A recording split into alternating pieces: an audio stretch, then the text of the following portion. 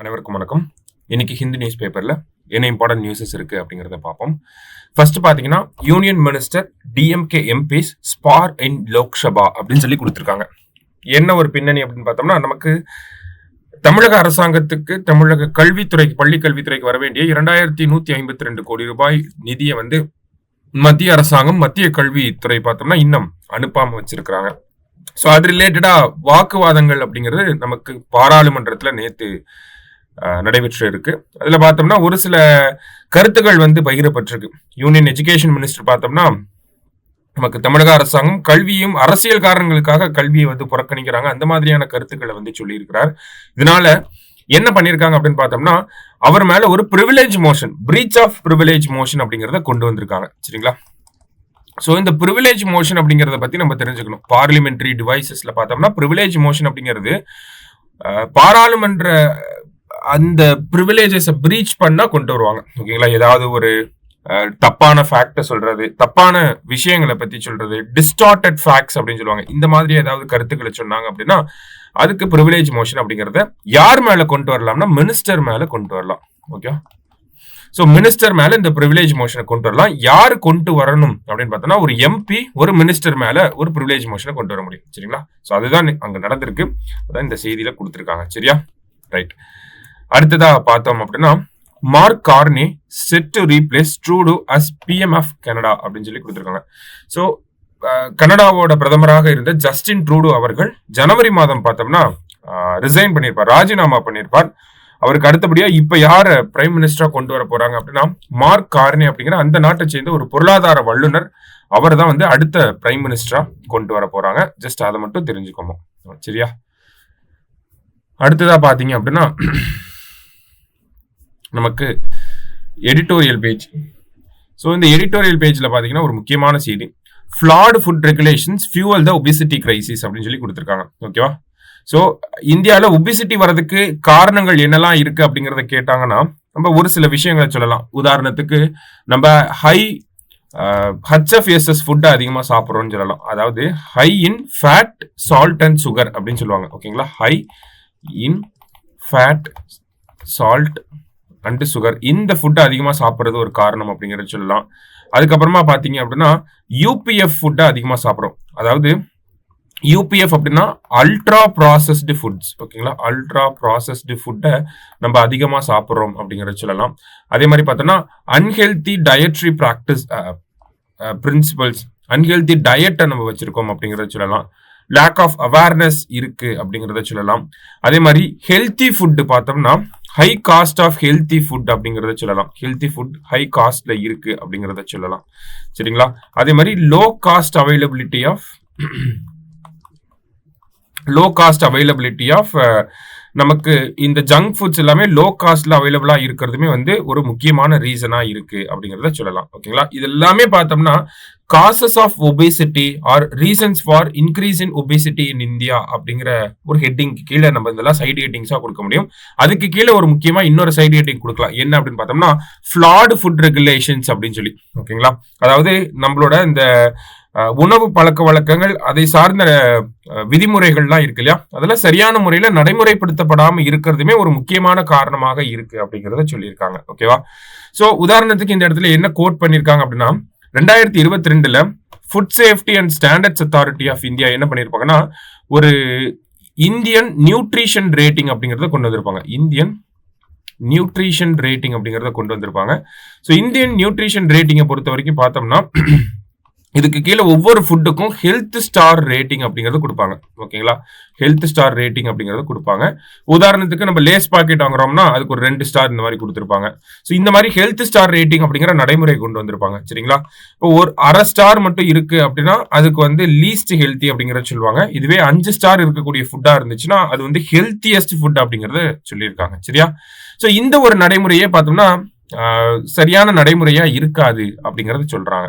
ஏன் அப்படின்னு பார்த்தோம்னா, நம்ம இந்த ஸ்டார் ரேட்டிங் அப்படிங்கிறது மிஸ்லீடிங்கா இருக்கும். இப்ப 2 ஸ்டார் இருக்கு அப்படின்னா நல்ல ஓரளவுக்கு ஏத்துக்கக்கூடிய ஃபுட்டா இருக்கும். இல்ல ஒரு கோக் இருக்கு அப்படின்னா அதுக்கு 2.5 ஸ்டார் ரேட்டிங் கொடுத்திருந்தாங்கன்னா நம்ம அதை வாங்கி சாப்பிடுறோம் இல்லையா?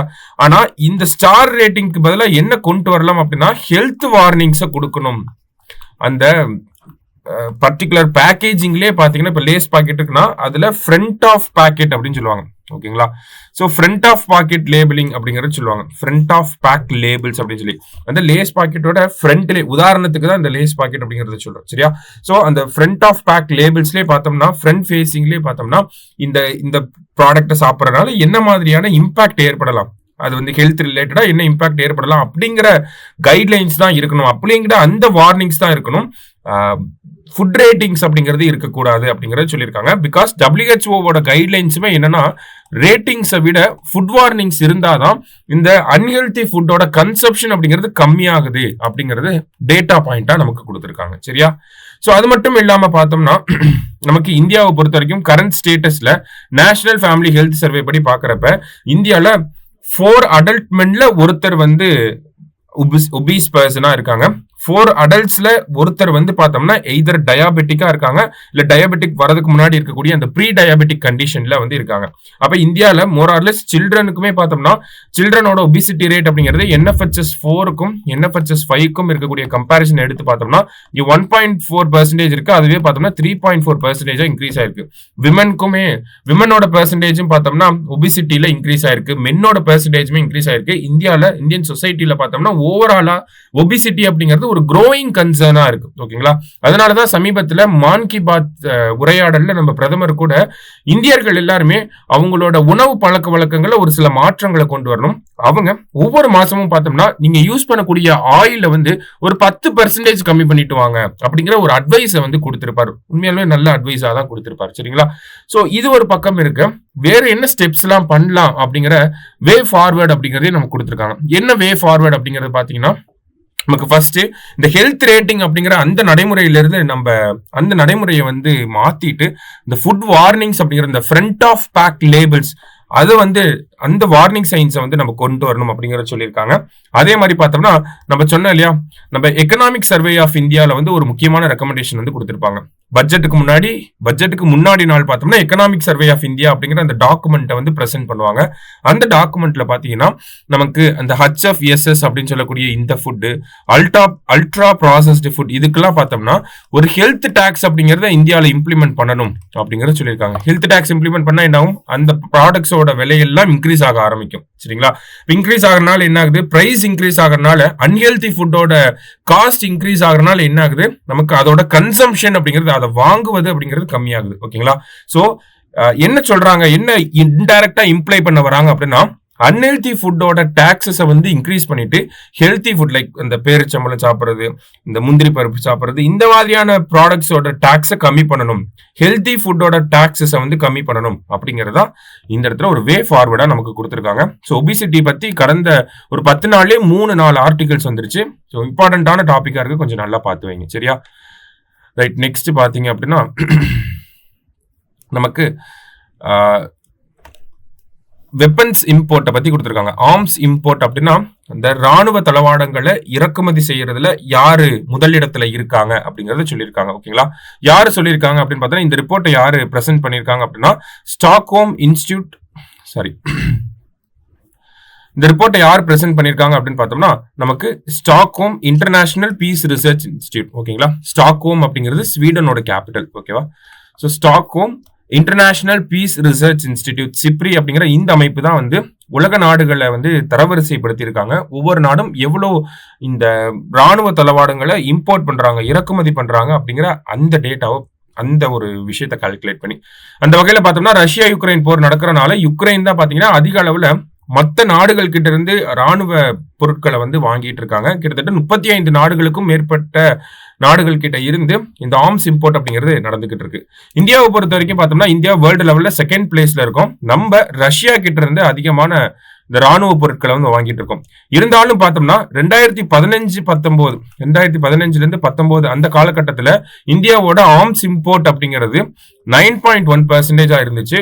அது இப்போ கம்மியாகி 8.3% இருக்கு. ஓகே, 2015-2019 பாக்குறப்ப 9.1%, அதுவே அடுத்த 4 வருஷத்துல பாக்குறப்ப, 5 வருஷத்துல பாக்குறப்ப ஒரு 8.3% இருக்கும். இதுக்கு என்ன காரணம் அப்படின்னு பார்த்தோம்னா, இண்டிஜீனியஸா இந்தியால நிறைய ராணுவம் சார்ந்த விஷயங்களை நம்ம தயாரிக்க ஆரம்பிச்சிட்டோம். நம்ம அக்னி மிசைல்ங்கிறத சொல்றோம், டிஆர்டிஓ பார்த்தோம்னா நிறைய டெஸ்ட் பண்ணிட்டே தான் இருக்காங்க மாசம் மாசம். So indigenous production of weapons அப்படிங்கிறது இந்தியாவில் அதிகமாயிருச்சு. அதனால தான் இந்த பெர்சன்டேஜ் அப்படிங்கிறது கம்மியாயிருக்கு. இன்டைரக்டா இதை நம்ம புரிஞ்சுக்கிறோம். சரியா? ரைட். லாஸ்டா பாத்தீங்க அப்படின்னா டிபி கண்ட்ரோல் கேம்பெயின், அதாவது 100 டே DP campaign, DP முக்து Bharat campaign அப்படிங்கிறது நமக்கு December 7, 2024 வந்து லான்ச் பண்ணியிருப்பாங்க. ஓகேங்களா?